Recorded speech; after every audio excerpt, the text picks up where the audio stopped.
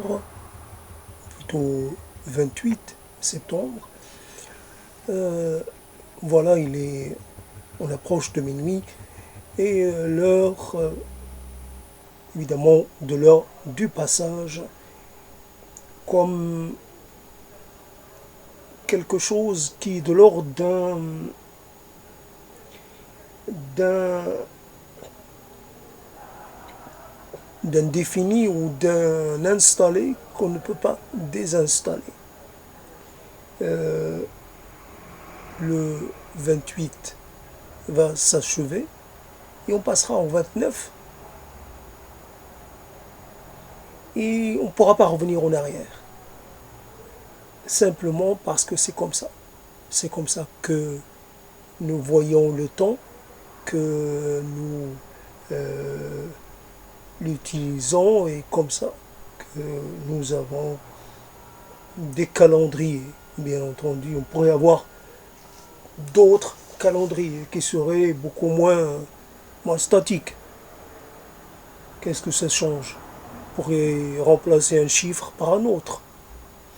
Et il y a des gens comme ça qui ont un calendrier qui remonte à 5000 ans. Parce qu'ils disent, ça les arrange. Il y en a qui ont des calendriers beaucoup plus anciens que cela. Ça les intéresse, ça les arrange d'avoir comme ça. Dans cette compétition de l'antériorité qui a le calendrier le plus ancien. Mais qu'importe à quelqu'un qui vit à notre époque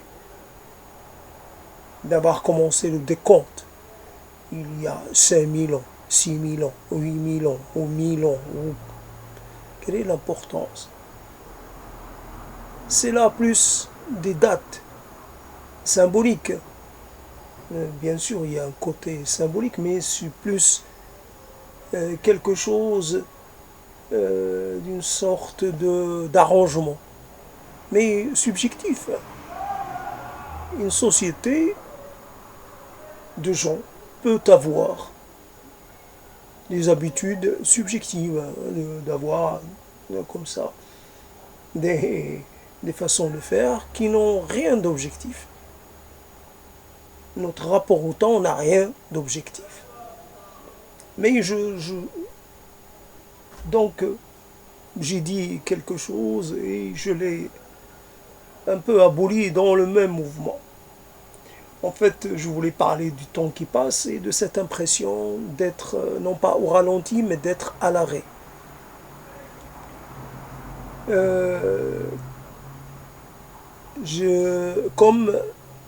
Mais d'être à l'arrêt devant quelque chose qu'on ne peut pas arrêter.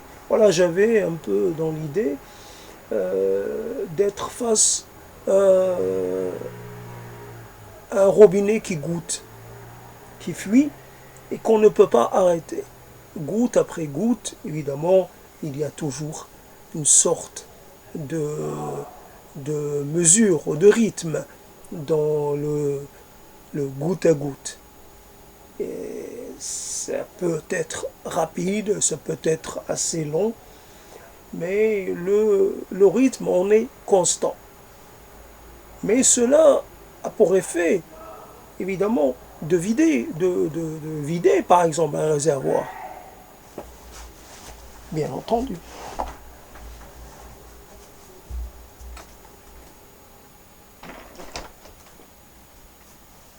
Comme on dit, une rivière ou un fleuve, ça commence par une première goutte. Mais finalement, pourrait avoir tendance à sous-estimer la goutte. Mais une goutte, ça finit par faire quelque chose d'assez conséquent. Et le temps qu'on passe, qu'on laisse passer, comme ça, qui fuit, son robinet de notre vie qui fuit, ploc, ploc, ploc, je le dis en français, je ne sais pas comment ça se dit dans d'autres langues, ploc, ploc, ploc, ploc, ploc, ploc, seconde après seconde, bien sûr. Là, je donne l'impression que je ne sais pas comment définir le temps. Un coup, je suis d'accord avec la conception classique du temps.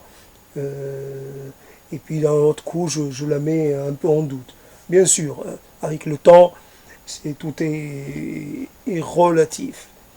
Et à juste que ce corps, ce corpus que nous sommes, euh, simplement nous le concevons comme s'il devait apparaître du néant, sortir du néant.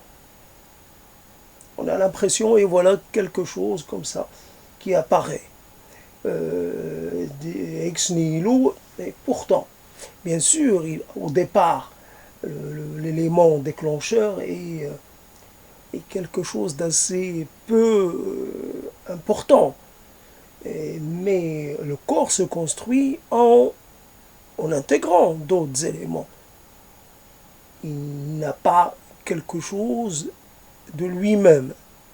C'est ce qu'il a, c'est ce qu'il récupère, c'est ce qu'il emprunte à d'autres corps, notamment au corps de la mère et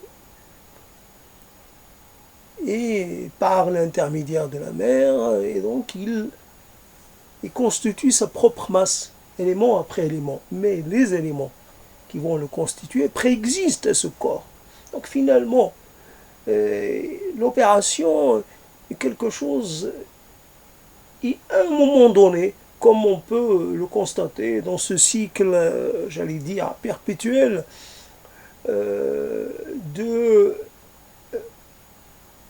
comme quelque chose qui va à un moment donné se retrouver un peu stabilisé. Des minéraux qui vont se retrouver emprisonnés dans une situation un peu arrêtée pendant des millénaires, mais avec le temps, ils vont de nouveau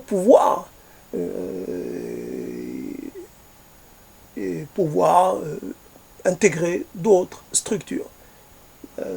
Ils vont quelque chose qui formait un tout, une masse, va peut-être perdre des parties de cette masse et ainsi de suite se dissoudre, etc., pour de nouveau devenir quelque chose de consistant. Les états de la matière changent.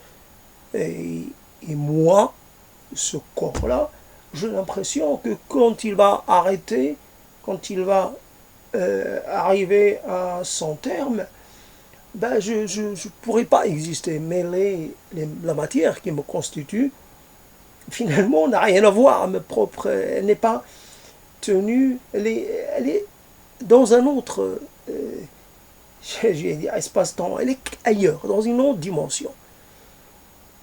Et je ne maîtrise pas, je n'ai pas, c'est-à-dire les éléments minéraux, par exemple, qui me constituent, ne m'appartiennent pas. D'ailleurs, la preuve, c'est que j'en perds et j'en récupère. C'est un mouvement. Je ne peux pas... ma propre matière, je n'en dispose que provisoirement. Une partie va continuer de nouveau à son cycle. S'il y a un cycle pour les minéraux, comme il y a un cycle pour l'eau, voilà le cycle de la matière, quel que soit son état, quel que soit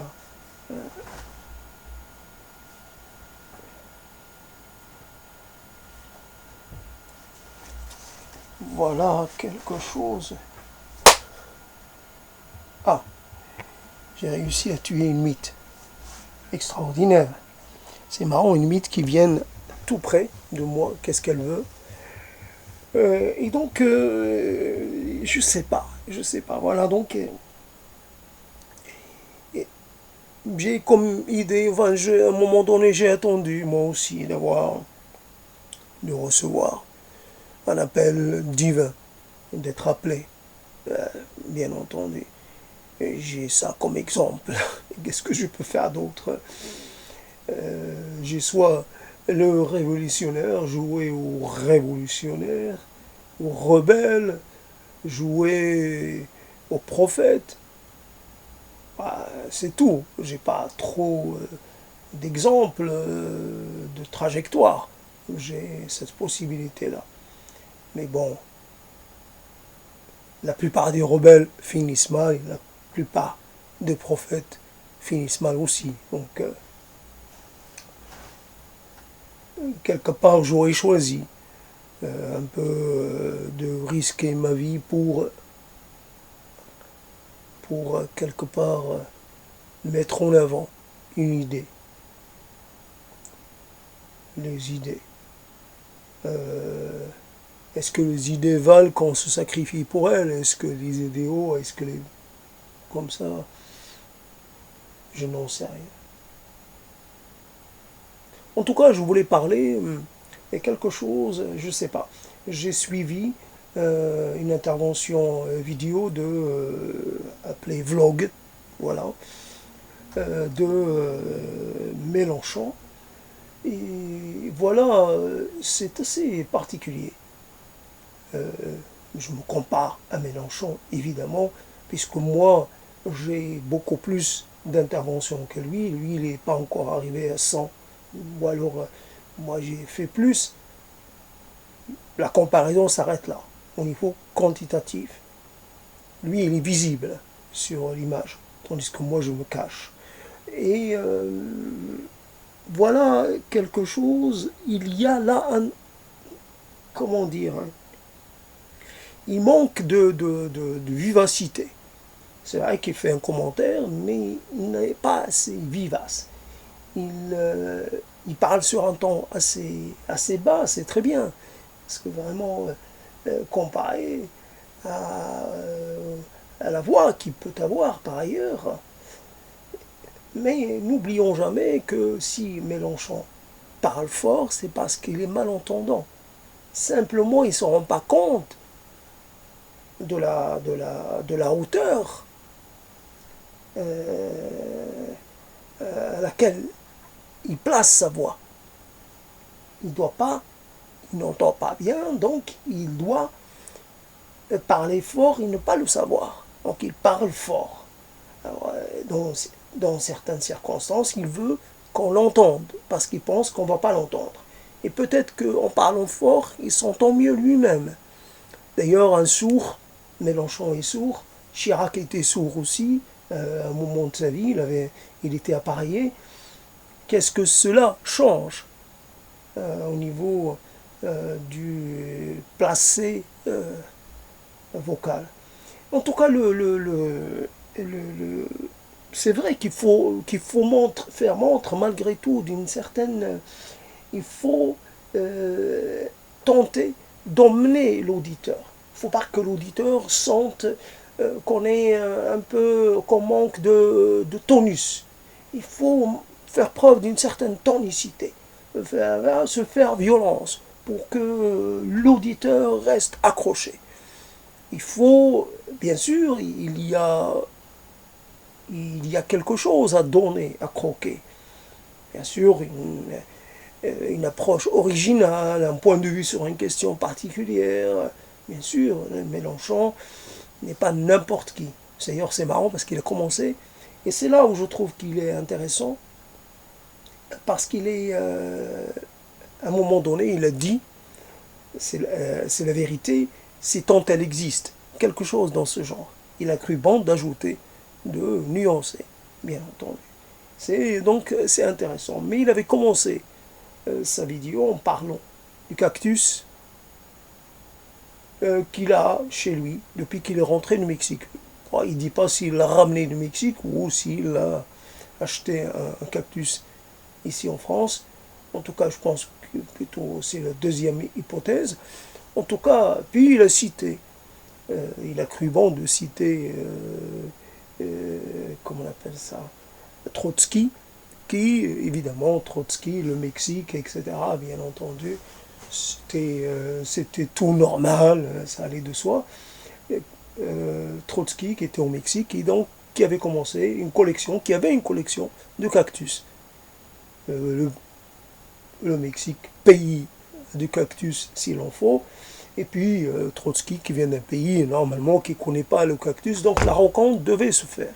Puis un cactus, j'imagine que les cactus se plaisent mieux au Mexique que dans nos contrées, par exemple. Et donc presque, et c'est quelque chose qui vous donne sans trop vous réclamer. Un cactus, c'est un truc assez intéressant. Ça perd pas ses feuilles, il est là, il est assez statique, il est statique. Il n'a pas de feuilles, donc le vent ne fait pas. On dirait qu'il est en arrêt. Pourtant, il est toujours vivant. Cette vie un peu arrêtée, ça peut continuer de grandir, de croître, mais à un rythme imperceptible. Un arbre à feuilles caduques, vous le voyez changer, vous le voyez grandir. Par exemple, vous voyez perdre ses feuilles à l'automne, vous le voyez, etc. Vous voyez les feuilles au printemps reparaître, etc. Et puis d'un seul coup, vous voyez cette poussée de sève qui fait grandir l'arbre. Le petit arbre, il prend le double de sa taille. Ça, c'est quelque chose d'assez fantastique. La poussée est vraiment assez, assez, assez remarquable. Puis un arrêt. Voilà, la poussée. Et donc, bien entendu, les gens qui ont des arbres comme ça, ils essaient, qui veulent les garder assez petits, assez peu volumineux, ils les torturent, ils les... comment on peut appeler ça? Comme les gens qui coupent les oreilles des chiens, ils les maltraitent. Bien sûr, un arbre, il faut pas le réduire à un objet. Un arbre, il a besoin de croître. C'est dans sa nature. Et là, c'est de la torture qu'on fait subir à des arbres pour, pour un plaisir qui quelque part, dont on peut se passer. Quand on a des arbres à côté, pourquoi avoir besoin d'avoir des arbres à l'intérieur? Déjà qu'on doit beaucoup aux arbres, c'est souvent le matériau qu'on trouve partout.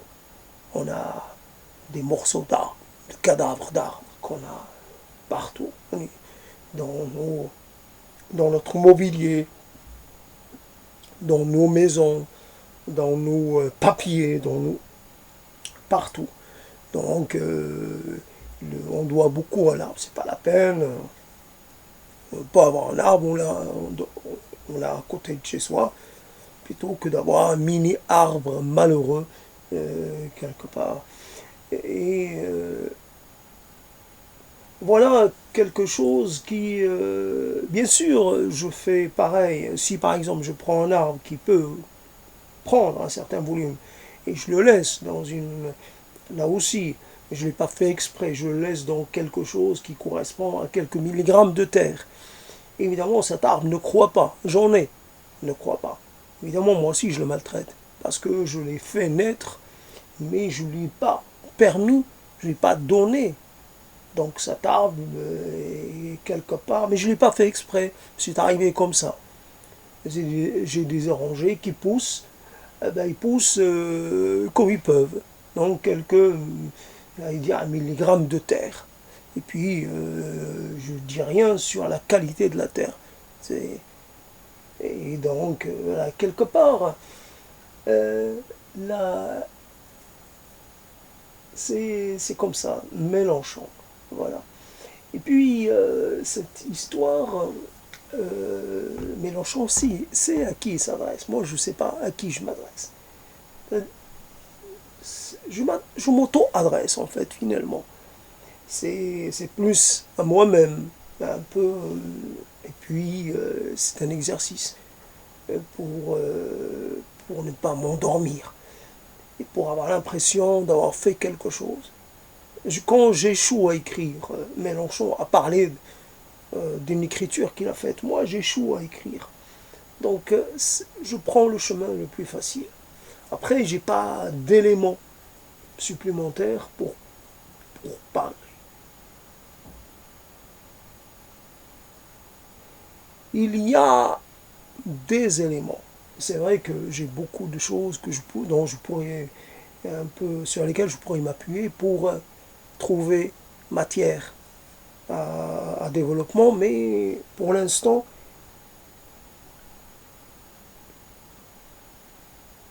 souvent, je ne sais pas comment dire, la plupart d'entre nous ont des choses qui comptent pour elles.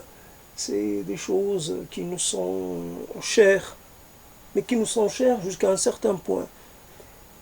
J'ai un volume de courrier, de lettres envoyées par une personne en particulier, et c'est la seule personne que j'ai jusqu'à maintenant, et que j'aurai jamais, qui m'écrit autant. Quelque part, j'aimerais, je ne sais pas quand je pourrais avoir l'occasion, j'aimerais me plonger dans ses écrits. Une chose précieuse, qui était encore plus précieuse, mais dont je me sens relativement détaché avec le temps, puisque c'est une chose que j'ai stockée, archivée, mais je n'ai pas pris la précaution de la protéger, par exemple. C'est quelque chose qui peut disparaître comme ça, suite à un sinistre quelconque, tiens, simplement. Voilà un peu le destin des choses considérées comme uniques. Uniques. Quand on n'est pas quelqu'un de célèbre, quand on n'est pas quelqu'un de marquant, tout ce qui nous appartient et sur lequel on veille pendant toute notre vie, ben ce truc-là disparaît avec nous. Et il nous suit dans la tombe, il nous suit dans l'oubli. Alors que les êtres qui constituent une sorte euh,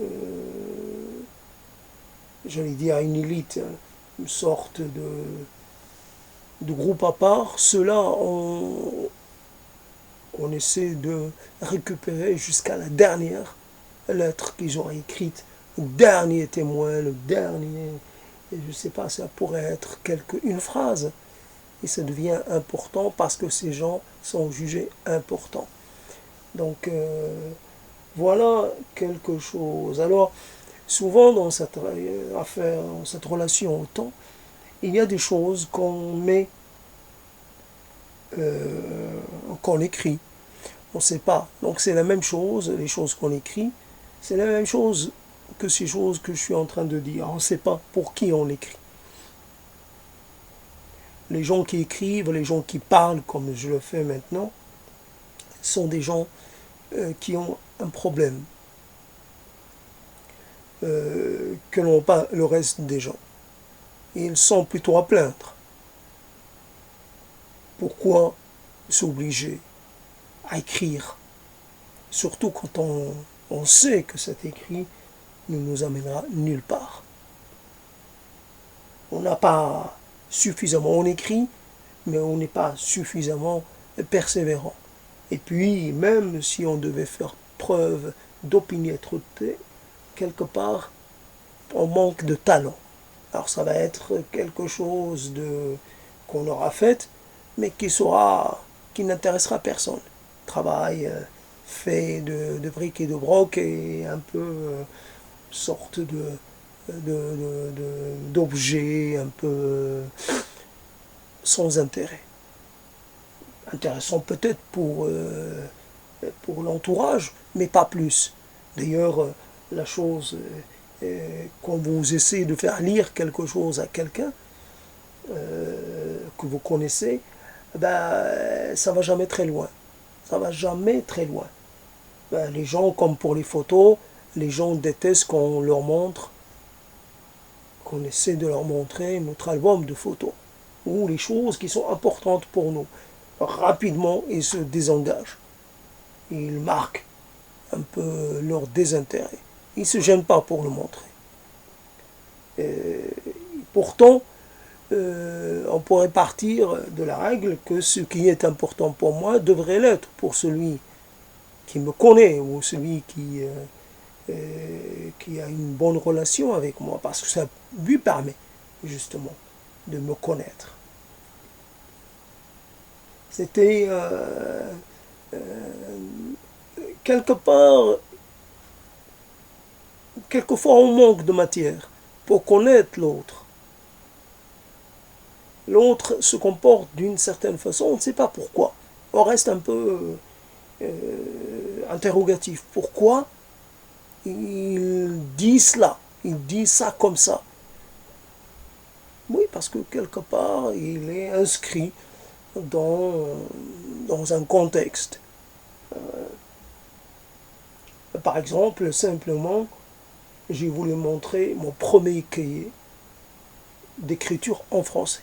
Premier cahier. Ben, la personne à qui je l'ai montré, ben, ça l'a pas frappé. C'est marrant parce que comment ça a commencé l'écriture, c'était intéressant à voir. C'était intéressant. Et ça a commencé très tôt.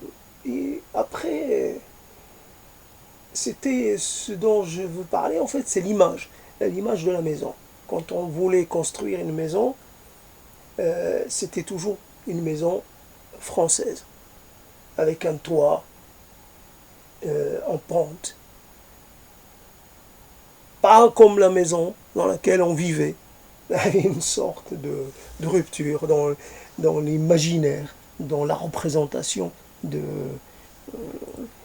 C'est marrant parce que on parle d'imaginaire collectif, on pourrait parler de représentation. Le mot imaginaire a pris la place des représentations collectives et ça devient, on dit l'imaginaire, on ne dit pas l'imaginaire collectif, on dit l'imaginaire, mais en fait finalement c'est le mot imagination qui a laissé sa place au mot imaginaire, mais alors que normalement les représentations c'était beaucoup plus, un peu plus, ça permettait de voir, mais aujourd'hui, donc voilà, l'imaginaire où les représentations sont totalement, j'allais dire, contradictoires, aliénantes, pas du tout conformes à la réalité. Donc une maison avec évidemment avec une fenêtre, avec une porte, et donc la fenêtre de la cuisine, j'imagine, et peut-être il y a un premier étage. En tout cas, peut-être que le toit est fait de briques, etc., etc. C'est vraiment une maison, un peu une sorte d'incongruité dans l'affaire. Voilà comment on peut remplir. On peut remplir, on peut ne pas remplir. Alors donc je disais, oui, les choses qu'on a écrites, un des questions qui restera sans réponse, c'est j'ai écrit ça, mais quand est-ce que je vais le relire? On écrit en pure perte, on ne se relit pas. On parle et on ne se réécoute pas seulement. La parole reste quand même plus dynamique et la parole est plus facile. Moi, j'ai perdu grande partie de mes capacités visuelles, donc j'aurais du mal. Mais par contre, l'oral, il est plus accessible parce que j'entends encore. Donc je peux m'écouter, me réécouter. Simplement, il se passe des choses. Il ne se passe rien chez moi. Comme je pourrais dire, il pleut quelque part, mais il ne pleut pas chez moi. Ici, c'est la sécheresse. Je suis en plein... c'est bientôt la catastrophe absolue. C'est injuste. La pluie devrait être universelle, devrait être pour tout le monde. C'est... Pourtant, pourquoi elle est généreuse avec le territoire là-bas, et puis moi, elle m'ignore totalement. Voilà, donc, quelque part, pourquoi je suis ignoré à ce point? Est-ce quelque part une sorte j'allais dire, de prédestination, une sorte, est-ce cela, est-ce normal? Est-ce là la vie? Est-ce là le résultat de tout ce qu'on fait et de tout ce qu'on entreprend? On s'investit dans des relations, on donne de soi. On donne de soi, peut-être pas. Peut-être quelquefois on est un peu dans la rétention, mais on donne quand même, on s'investit, mais à la fin il reste rien. C'est vrai, il reste rien. Qu'est-ce que je peux dire? Qui vais-je appeler? J'ai l'impression que quelquefois on parle plus des morts que des vivants. Les vivants qui sont comme des morts sociaux, on n'en parle pas. On ne pense pas à eux, on ne prie pas pour eux. On prie pour les morts. On a une petite un petit pincement au cœur quand on pense à des morts. Mais les vivants, qui sont vivants et qu'on a laissé un peu dépérir, ben, on les laisse continuer. Peut-être qu'on les pleurera quand quand ils disparaîtront, mais pourquoi ne pas agir maintenant? À quoi ça me servirait d'être plein ou d'être regretté quand je serai mort? Ça ne m'apportera rien. Aujourd'hui, j'aimerais qu'on vienne me voir, qu'on vienne me témoigner quelque chose.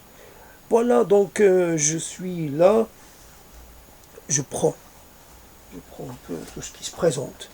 Pas simplement, j'ai pas de sujet particulier en tête. Alors je me sers un peu de, je fais dans l'opportunisme le plus éculé. Évidemment, pas spécialement, je tiens pas à me plaindre, je tiens pas à ce qu'on me plaigne. Plutôt, j'aimerais plutôt ne plus avoir besoin des gens. Simplement, ne plus avoir ce besoin que je trouve naturel, social, mais j'aimerais m'en libérer. Cette situation dans laquelle, en fait, finalement, on est le point de départ et le point d'arrivée de tout ce qu'on fait, de tout ce qu'on ressent, de tout ce qu'on fait, centré sur soi-même. À un moment, il y a quelqu'un, je le maudis en cet instant, il mérite cela, je le maudis parce qu'il le mérite amplement, quelqu'un qui un peu s'est servi de cette doxa primaire et grossière de la psychologie, de la psychanalyse freudienne, la rétention. Ouais, quelque part, nous sommes toujours dans la simplification. Nous aimons nous appuyer sur des éléments simples. Parce que notre esprit est simpliste ou simplificateur ou paresseux. Comme a dit Mélenchon, il n'y a pas de vérité, c'est quoi la vérité? Il n'y a pas de vérité, il n'y a de vérité nulle part. Il a voulu dire aussi, il n'y a pas de vérité dans la psychanalyse. Il n'y a pas de vérité, c'est une approche. Voilà, simplement, c'est cela. C'est quelque chose qui peut être contesté, mais qui ne doit pas être pris à la lettre, nullement à la lettre. Si je dis la rétention, comme je pourrais penser, comme je l'ai un peu tâté comme ça, oui, je veux quelque part, quand je parle, j'aime pas perdre la matière de ma parole. Donc quelque part, je suis là parce que je trouve que je m'adresse à des gens, et ces gens, eh ben, je leur offre un peu la quintessence de ce que je peux ressentir. Ben, finalement, ils n'ont pas l'impression, j'ai pas l'impression qu'ils l'apprécient, qu'ils en font quelque chose. Alors autant, si j'ai des besoins comme ça, d'épanchement et de verbalisation, ben je le fais tout seul. Je retiens ma matière langagière ou je sais pas comment dire, ou vocale, etc. Je garde les choses pour moi. Évidemment, simplement, oui, on va, voilà. L'enfant qui va retenir le caca. Pourquoi ne pas dire les excréments? Oh la merde, dit le caca. Dire à un adulte, entre adultes, on peut se dire les choses normalement, crûment. Pas besoin de passer par des sortes d'arrangements, enfin d'atténuation sémantique, un peu cette double, enfin je sais pas comment on peut appeler ça, c'est en tout cas quelque part la peur. Finalement, on maudit quelqu'un et on le maudit, on se ménage un petit espace de rétraction. Je le maudis sans le maudire absolument. Bien sûr que j'aimerais pouvoir être libre dans mes anathèmes. Je le maudis, je le maudis, je l'exècre, je le déteste, je le vomis. Pourquoi? Pourquoi pas? Je te vomis, je te renvoie. Pourquoi pas? Simplement, est-ce là la chose, le lèse-majesté, quelque part? Ouais, ça ressemble à quelque chose comme ça. Et d'abord, il ne s'agit pas d'une majesté. Et puis après tout, les rois ont leur copie à la tête aussi, quelquefois. Désinstaller quelqu'un de là où on l'a placé. On l'a placé de façon erronée. On l'a mis un peu en hauteur. On a pensé qu'il pourrait constituer une sorte de repère. Ben, finalement, il n'a pas joué son rôle de vigie. Il n'a servi à rien. Il a été là, mais c'est comme s'il n'y était pas. On aime avoir comme ça une vigie, un surveillant, un avertissant. Quelqu'un qui pourrait nous annoncer un peu les dangers à venir, nous avertir. C'est vrai qu'on ne peut pas se démultiplier et quelquefois on a besoin d'une aide.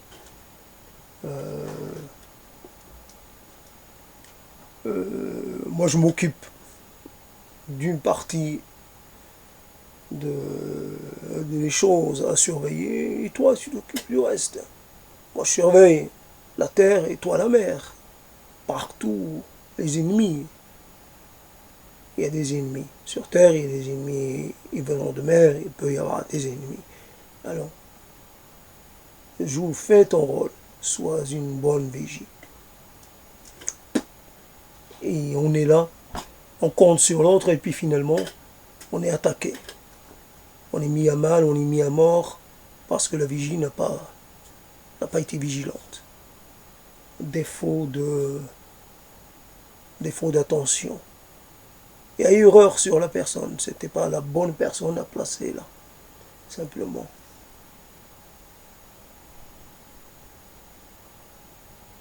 Finalement, les gens qu'on fréquente, mais avec lesquels on n'a pas de relation intime ou sentimentale, comme on dit, ces gens-là, on en veut plus que les gens avec lesquels on développe quelque chose de l'ordre du sentiment amoureux et qui finalement, quelque part, on fait ça un peu dans la confusion, on fait ça un peu dans la précipitation. On adore et on idéalise quelqu'un qu'on ne connaît pas. Et au bout d'un moment, on se rend compte qu'il y a comme une sorte d'erreur.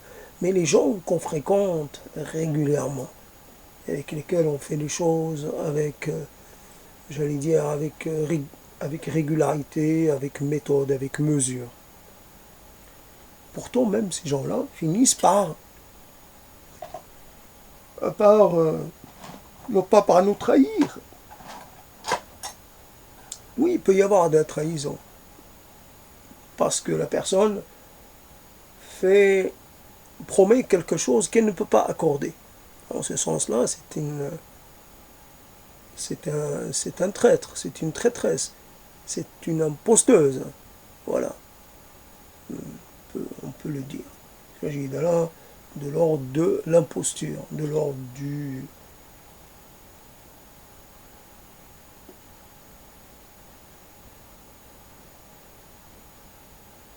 Il y a dans la langue des moyens qu'on a à disposition. Quelquefois, on ne les utilise jamais. On n'associe pas certains termes avec certaines personnes. Comme je reviens sur le terme faire partie de la solution et faire partie du problème et faire partie de la solution, quelquefois la personne est carrément du côté du problème et très très peu du côté de la solution. Et on attend d'elle qu'il y ait une sorte d'équilibre, une sorte d'équivalence. Mais finalement, non. Cette personne, elle penche toujours du mauvais côté.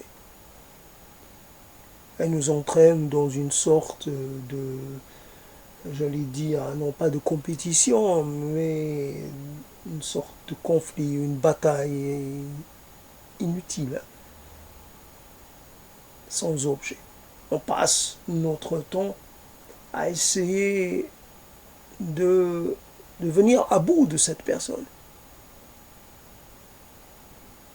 qui dans les faits n'est pas un adversaire, n'est rien.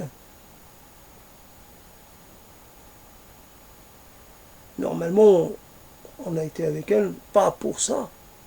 C'est pour en faire un allié ou une alliée, et pas du tout pour essayer d'abord de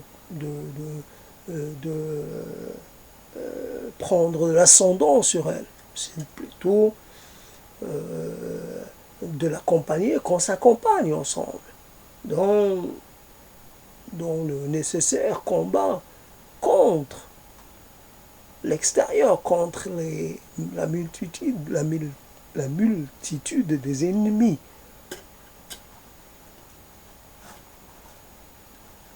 Il faut en avoir des alliés, mais il faut en avoir au moins un allié, une alliée. Après, on peut toujours espérer en avoir plus. D'abord, un allié.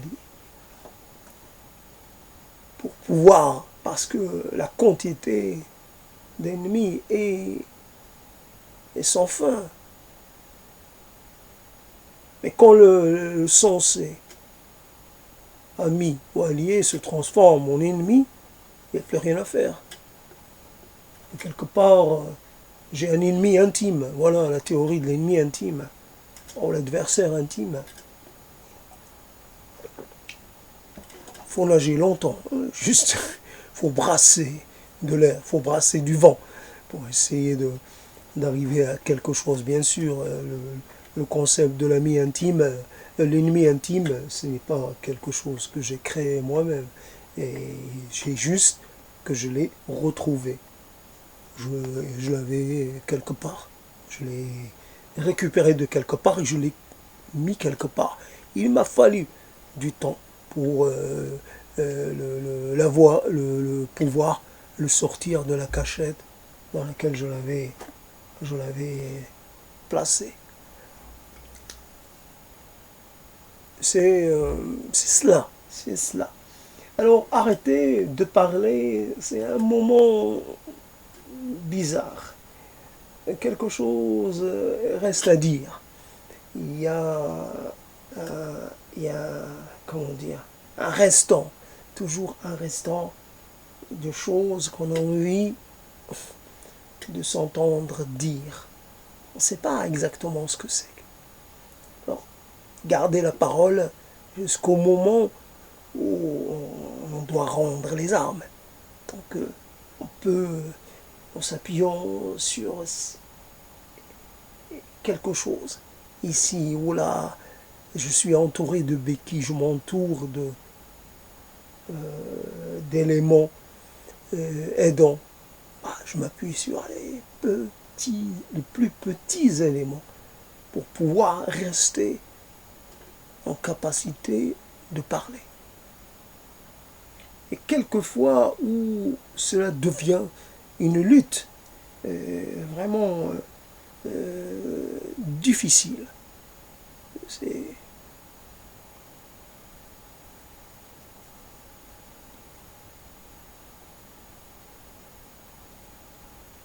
je suis passé par l'histoire de l'art sans l'avoir désiré.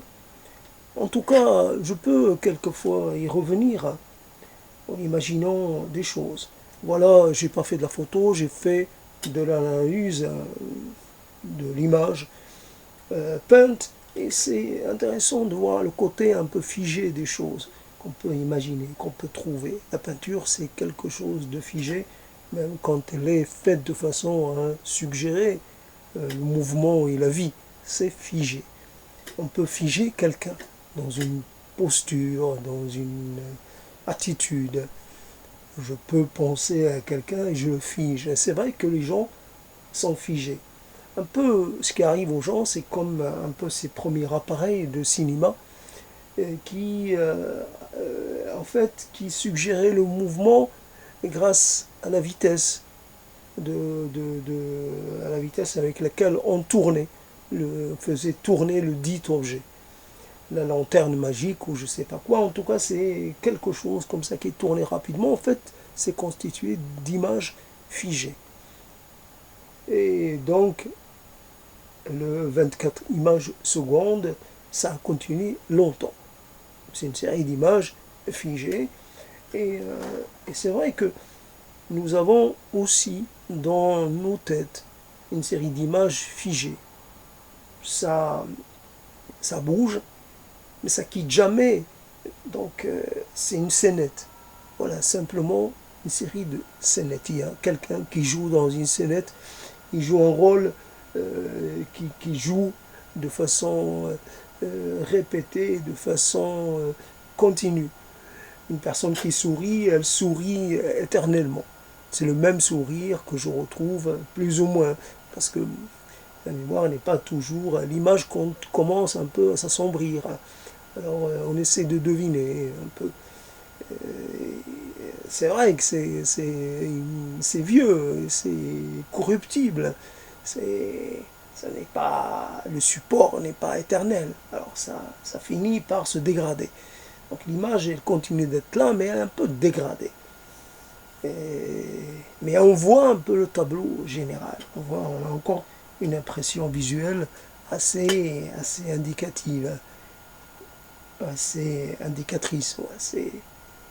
Finalement, voilà, donc on peut convoquer comme ça quelqu'un qui ne demande rien, mais on le convoque. Évidemment, à cette heure de la nuit, convoquer quelqu'un comme ça sans lui demander son avis. Puis le faire un peu asseoir à mes côtés ou le faire bouger devant moi, une manière un peu de rajouter de la parole à la parole. Finalement, je pense que je suis vaincu. Je suis vaincu, j'arrive à la fin de cette prise de parole, mécontent, mais d'une certaine façon résigné. Résigné.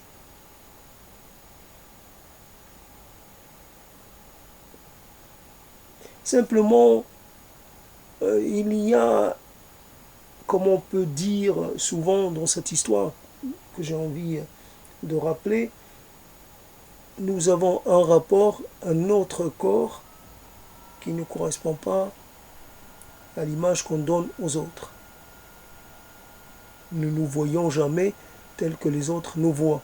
Si je dis à quelqu'un qu'il a vieilli, je fais une sorte de, de bêtises. Je lui fais mal, je lui cause du tort. Parce que pour lui, il n'a pas vieilli. Donc la vieillesse, ce n'est qu'une histoire d'interprétation. La personne qui est en face de moi n'a pas 80 ans, elle a peut-être juste 20 ans. Elle a peut-être juste 15 ans. Quand je la vois, elle se promène dans ses âges. Et souvent dans son passé le plus reculé. Donc pour moi, si je la vois un peu impuissante, un peu, comment on dit, euh, comme on dit de quelqu'un qui ne peut pas se mouvoir. Euh, mais sa réalité, elle, ben, c'est pas ça. Elle est ailleurs. Elle est partout sauf dans quelque part dans l'instant où moi je la vois. Elle se, elle est, je ne peux pas dire libre, mais elle est quelque part ailleurs. Qu'est-ce que je voulais dire moi en me disant cela?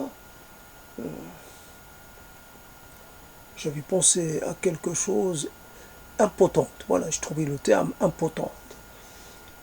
Et qu'est-ce que je voulais dire? J'ai oublié ce que je voulais dire. Quand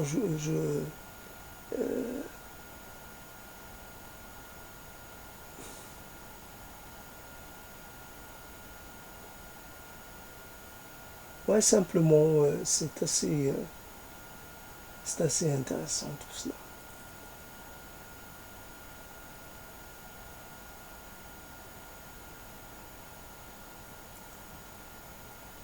Ouais, je vais arrêter là. J'ai euh, j'ai tenté de tenir le plus longtemps possible en me basant sur rien, ou sur vraiment presque rien. Ça a donné ce que ça a donné après, évidemment.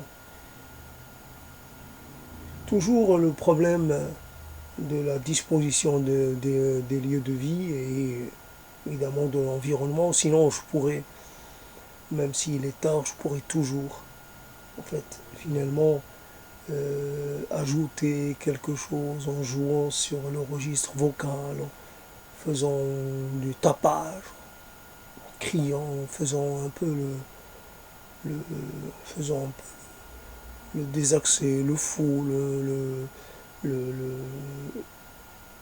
en jouant à des rôles, en jouant à des jeux. Mais je peux pas. Je suis obligé de rester à ma place tranquillement, sans jouer, ni surjouer, ni sans parler très fort, toujours en pensant, tenant compte de l'autre, de tous ces autres qui m'entourent. Voilà une limite à cet exercice. C'est une limite, il y en a d'autres. Toujours, euh,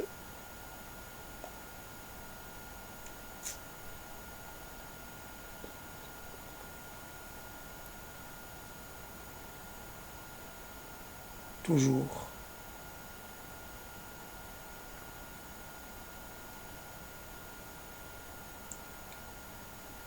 Comme cette histoire je conclus sur cette histoire, le rapport avec la matière noire, dont serait composée la grande partie de l'univers existant. La matière noire, donc finalement, c'est une matière dont on ignore tout, c'est rien, quoi elle est composée. Pourtant, elle est, elle est là, et elle constitue la majorité de ce qui existe. Avant on disait le vide spatial, je ne sais pas ce que ça recouvrait. En tout cas, donc ça offre matière à réflexion. Euh, donc le visible il est possible, une matière noire, donc elle est invisible. Et donc, il est possible que ce que nous voyons n'est que une partie, je dirais même pas la partie émergente, moins encore que la partie émergente, de ce qui ne se voit pas. Et dans nos destins personnels, ce que nous vivons, les gens que nous rencontrons, les différents états de vie que nous traversons, l'expérience que nous accumulons, nos savoirs, tout, ben ça fait partie, ce n'est qu'une minuscule partie de ce qu'il était possible de vivre, de connaître, de faire. Et nous ne sentons pas amoindris, nous ne sentons pas inaccomplis parce que nous avons manqué quelque part, parce que nous sommes satisfaits de peu de choses. Nous sommes quelque part et nous ne bougeons pas, que forcés. Nous faisons des expériences et nous en faisons le moins possible. Notre rapport aux choses est toujours un peu pareil. Nous ne sommes pas dans l'expérimentation, nous ne sommes pas dans la recherche, nous ne sommes pas dans le renouvellement, nous sommes dans la continuité. C'est bon, j'ai ça, pourquoi vouloir quelque chose, pourquoi vouloir le remplacer? Après la première phase d'accumulation, ben on s'arrête là. On a accumulé de quoi faire ce qu'il nous faut pour vivre jusqu'à la fin de notre vie. Il devrait y avoir du mouvement. Il devrait pouvoir vraiment, en plein succès, ben finalement en pleine ascension, décider de tout arrêter et de repartir un peu à zéro. Parce que l'intérêt, c'est de monter, c'est de se confronter à l'adversité, c'est de voir de quoi on est capable, ce dont on dispose comme ressources intérieures. Quelque part, rester un peu dans